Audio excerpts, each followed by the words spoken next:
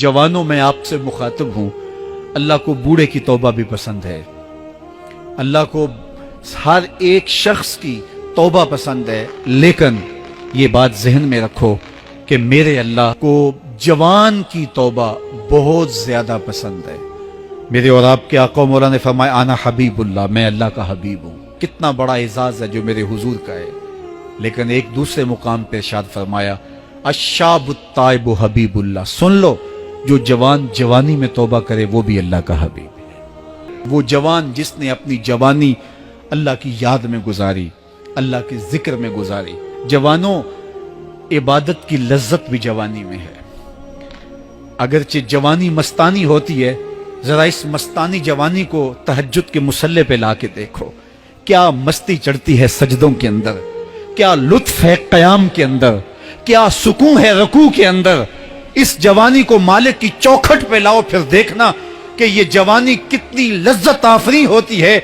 और फिर इस जवानी के बदले में अल्लाह ताला तुम्हें क्या क्या अता फरमाता है। वराजुलुन कल्बहु मुअल्लकुम बिल मसाजिद, वो आदमी जिसका दिल मस्जिद के साथ वाबस्ता होता है। अल्लाह के घर की तामीर, अल्लाह के घर की तज़ईन, अल्लाह के घर की सफाई सुथराई, अल्लाह के घर की आबादकारी, अल्लाह के घर की हाजिरी, ये उसकी जिंदगी का मशगला है।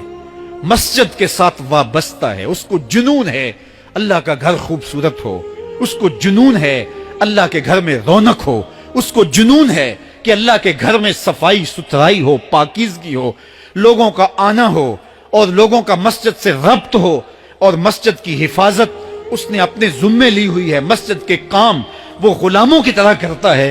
सुनो सुनो, मेरे हुजूर ने फरमाया कयामत के दिन अल्लाह उसे अपने अर्श का ठंडा साया अता फरमाएगा। वो आदमी जिसमें तन्हाई में अल्लाह का जिक्र किया, अल्लाह को याद करने बैठ गया, कोई देखने वाला नहीं था, वो तन्हा था, हुजरे में था, अपने बंद कमरे में था, अपने रब को याद किया। अल्लाह की याद करते करते उसकी आंखों से आंसू टपकने लगे, उसकी आंखें आंसुओं का खिराज देने लगी। तो मेरे और आपके आका मौला ने फरमाया कि ये आंसू इतने कीमती हैं, इन आंसुओं के बदले में कयामत के दिन उसे अर्श इलाही का साया नसीब होगा। अर्श इलाही का साया उसे नसीब होगा इन आंसुओं के बदले में। रूमी अलैहि रहमा फरमाते हैं जहां पानी गिरता है वहां सब्जा उगता है, जहां आंसू गिरते हैं वहां रहमत उतरती है।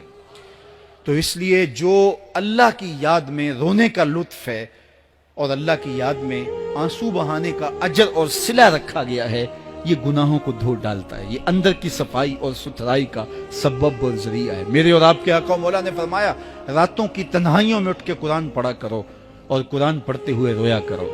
फिर फरमाया फ़इल्लम तबकू फतबाकू, अगर रोना ना आए तो रोने की कोशिश किया करो। हजरत दाता गंज बख्श अली हजवेरी से एक मुरीद ने कहा हजरत अगर रोने की कोशिश करें फिर भी रोना ना आए, फरमाया फिर अपने मुकद्दर पे रोया करो। तुम इतने संग दिल हो गए हो कि तुम्हारी आंखें आंसू का खिराज नहीं देती। जो रोना नहीं जानता वो अल्लाह की रहमतों को और अल्लाह की करम नवाजियों को कैसे समेट पाएगा।